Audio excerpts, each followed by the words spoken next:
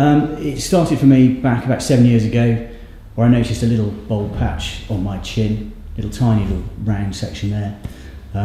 Within a month or so, I noticed I had a bald patch on the left side of my head, and then within about, I suppose, a month or so, I had probably 20 patches all over my head. Realised it was alopecia areata, and as anybody knows that's had it, they tend to grow to meet the other patches. So literally within 3 or 4 months, I had literally probably 20% of the hair left on my head. Went to the doctors, they couldn't really do much about it. It's just a case of if it grows back, it does. It's an immune situation, so you do your best. Initially you think you can kind of wet shave your head and you can just look like Kojak and it'll disappear, but that's not the case if you've got dark hair like mine.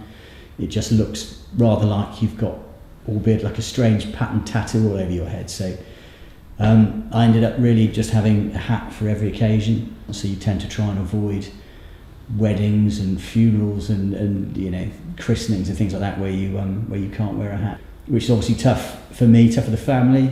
It was not a particularly pleasant experience. So I just decided after about 6 years that I'd go online and Google covering it up. And the first thing I came across was scalp micropigmentation, and you look for who were the best practitioners out there, and it just started coming back every single time that it was Simon Lane and Paul Clark. So within 2 hours I'd made the call. My wife thought it's just a no-brainer. You just got to go and have a chat with him.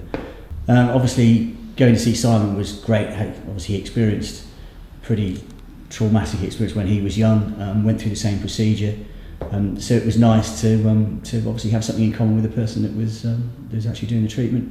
The first treatment was quite amazing, quite emotional. When I got back home to look at it, it was pretty special. Second treatment was when I actually first then decided to get rid of the caps, literally chuck him in a cupboard. I spent, I would say, over 3 treatments, probably 12 hours being treated, and it was very relaxing.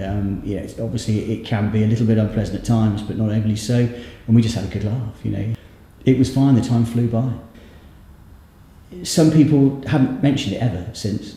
Some people just used to comment, "You've had your hair cut," and things like that, which is quite strange. But now, after time, there are a few people that have said, "Oh, your hair looks fantastic," and rather than try and make out that it's something that's been some kind of miracle grow, that I've just explained the situation, and they've just been amazed. The thing, I don't even think about it. I don't think alopecia took up so much of my waking life, and now I don't even think about it.